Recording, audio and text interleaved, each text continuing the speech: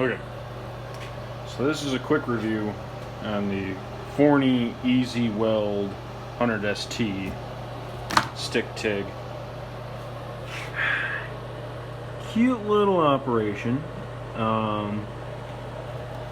In a word, you get what you pay for. So you can do stick or TIG. Compact little bastard. I mean, you can carry this pretty much anywhere you go. That's pretty much the only thing going for it for the guys who know what they're doing. If you were just doing hobby welding though, this thing's got some oomph to it. I found the best thing to use these Hobart 6013 1/8. These ones, especially with this little green label, they've got some with the white label. These ones are better for dirty metal, and it likes these ones better than the ones that are designed for clean metal. So pretty versatile as far as what it can do. However, 7018s of any type I've found, you really gotta milk it. You gotta work the puddle very tenderly. You gotta really hover at just the perfect height. Whereas with the 6013s, you can really dig in there. You can get some meat in there. However, to get any work done, you gotta crank it all the way up. You got to get it all the way up to 80, because there's no way on God's green earth it's gonna do anything below that. I mean, you can set it all the way down to 10. What the heck are you gonna do with 10? I'm not gonna say that's stupid, but that is really friggin' stupid. Fans can be a little bit bigger. It has a bit of a pulsing problem, I would almost call it, where it just doesn't seem to think that it can cool itself down fast enough, and it tends to trip the old breaker, which shouldn't have any problem with that. All it's hooked into this entire circuit is a chop saw, which never gets used, this thing, and that little fan. So there's nothing really else operating on it, and I tried switching the fan to another circuit, and that didn't really do much.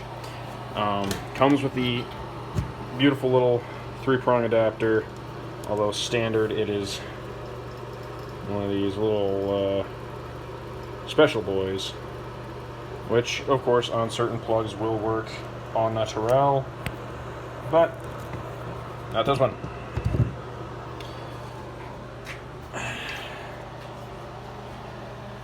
Not impressed with the rod holder in and of itself. It's got good spring to it, but the teeth, if you can get a better look in there, the teeth, if you will, are not very beefy. They don't like to hold onto the stick in anything but straightforward, erect position. The connections are pretty darn good on this end, pretty sturdy. A little wobble to them, but I mean, my God, this thing was $300. I'm not expecting the world out of it. As far as the ground end, that's about as damn near simple as it gets.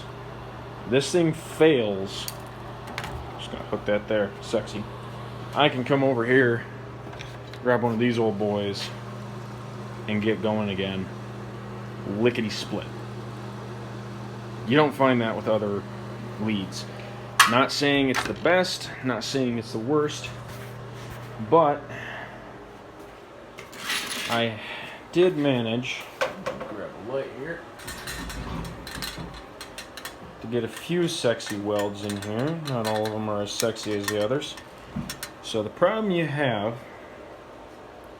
is, let me get the lighting right here, is right in here. You can see this is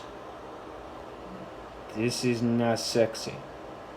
I wanted it all to be right like this. This, to me, is not sexy.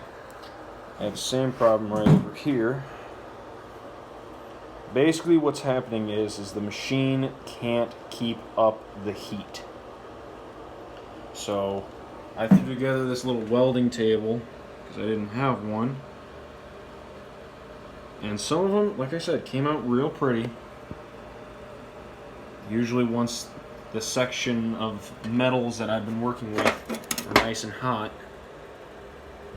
But you see right there is how I want most of them to end right there at the end. I want them to end in a nice clean puddle. I don't want to see any of that splatter work. Fortunately, most of the things that got really ugly, I managed to get on the bottom side. These ones aren't too bad. But yeah, tried to do anything with these 7018s. That is a big blob right there. That is big, to me at least. That's ½ inch. I can tell because that's a ½ inch wrench. That's a ½ inch just bubble sitting there. I don't like that. I'm used to a high-powered industrial boy for the train yard. This was back to the 60s. I wound up not using this piece. Back to the 60s. This one wound up pretty good. This is pretty much the only good one on this piece because I was having trouble with it. But it can put out some power for a very short amount of time. Very short amount of time. But overall, if you're just messing around with a home shop, you need to tack a few things together here and there. I can't complain about this guy.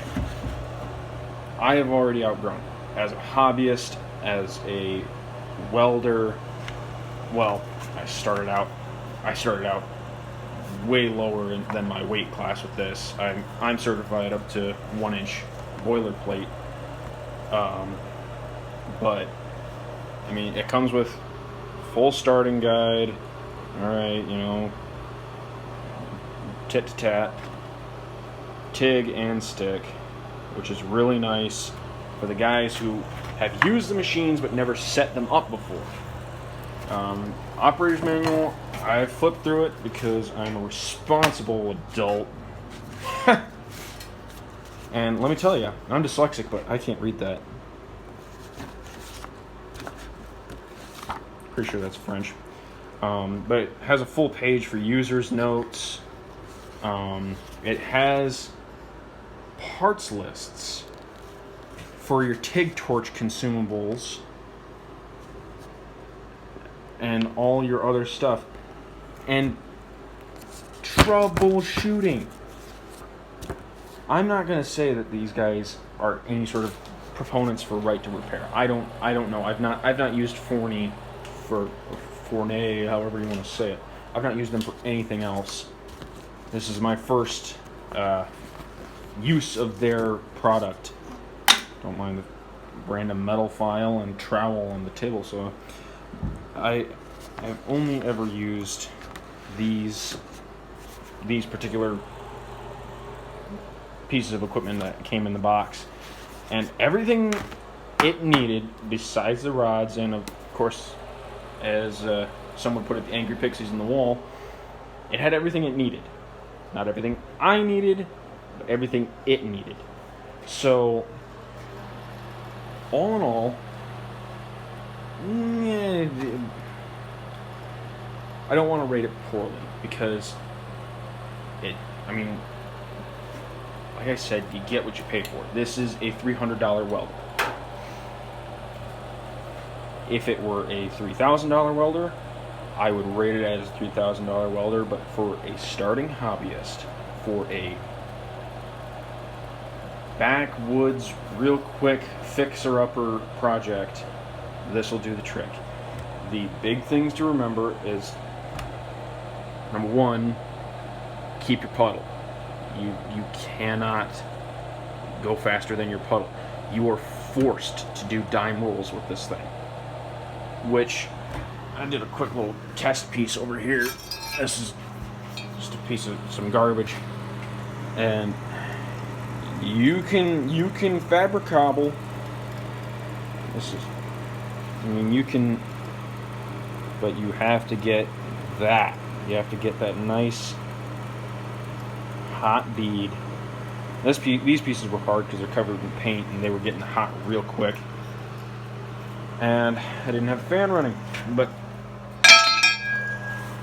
as long as you're careful, you don't rush yourself, you can do really good rolls. But you have to make sure right when you start with the nice hot puddle and you make sure you drag it slow. And then when you get done, you don't give it time to burn and to gum up. You want it to burn out nice and clean on a dime.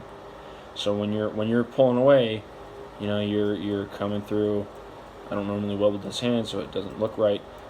You're coming through, puddle, puddle, puddle, pull it away nice and slow. So that way you don't have whatever the hell's going on right here. And once you have a weld down, don't expect to come back up and try to weld that again, because you can do it. That's what this boy wound up being. I had to stop halfway through.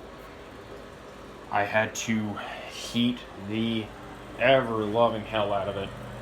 And let me tell you, when I was finishing up with this, I have a couple under supports here that were getting tacked on. I had to be careful because she wanted to get hot really quick. This would be probably, once you're used to it, if you're not using it sort of the way I am right now, as just a hobby welder. Obviously, for anything heavier duty, I'll just bring in a little bit of gas and a couple sticks to work. But anything more than that, so long as you're fine with voiding any warranties, this one might be a candidate for a little water cooler or an extra fan processor. I took to putting that fan right up against this, which I like having a fan blowing on me when I'm welding. I'm sorry, that gets hot. But throwing the fan on there helped a little bit. But I think it was a combination of she was getting hot and she was overworked. And she's got a little temperature sensor on there, but how much do I trust manufacturer warranty? And so you got temperature, and then this, according to the manual, is a duty cycle exception. Basically, it's exceeded its duty cycle and it needs to slow down. Quick little switch, TIG, stick. Doesn't get much simpler than this. Is it worth $300? I feel like, the short answer, yes. Short answer, yeah, it's worth $300. Long answer, no. Long answer, this thing needs, in my mind at least, it needs different lead ends, different, this will do the trick. Honestly, I kind of like that it's universal, easy to change out the ends here. I literally just undo this bolt, and this is now void. So that one doesn't necessarily need to change with this guy. This guy needs to go. This is really, really cheap plastic.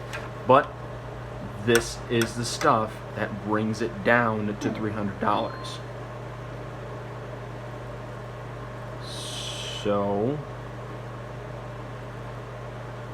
I guess, I mean, long answer, no. I feel like if you're looking at a welder and you're worried about, is this a good one? Yeah, it's a good one. For $300. Spend the money, get a better welder. I could hook 3 of these together and not do what I'm capable of. For a starter, perfect. For a newbie, not so good. Thanks for watching.